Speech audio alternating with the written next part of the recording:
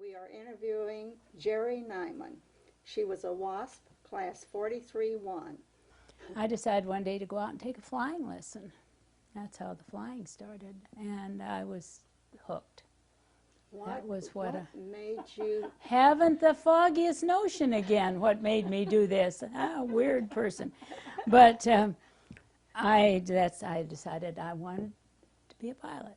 And I didn't realize at the moment that it was a man's world and I was going to run into difficulties.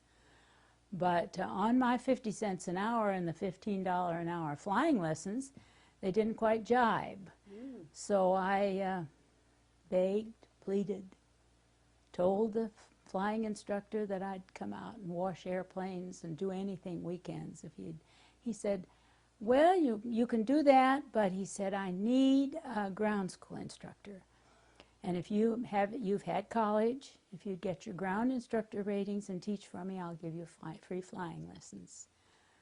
Within a year, I had my ground ratings, I had my private, I had my commercial, and I had my instructor's rating. I must have lived at that airport.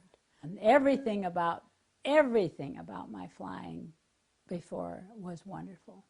Yeah. Until Pearl Harbor. Do you recall where you were? And how did you hear about Pearl Harbor? Oh, I was flying. I was flying when Pearl Harbor, and then it was just not any time, it seemed to me, till they came along and said we're shutting down all private flying within 200 miles of the Pacific coast. Well, we were within that area. So it meant taking our airplanes and storing them, and I was out of a job. So that's when I headed for New York on a bus. And along the way, tried to get jobs, but I'd get somebody that would say, well, I don't think a man would want to take a flying lesson from a woman. And of course, I had run into that when I was instructing them. They'd send me out to the airplane and say, we've got a student for you. And the man would come out and look at me and rush back in and say, I won't take a lesson from her, from this kid, you know.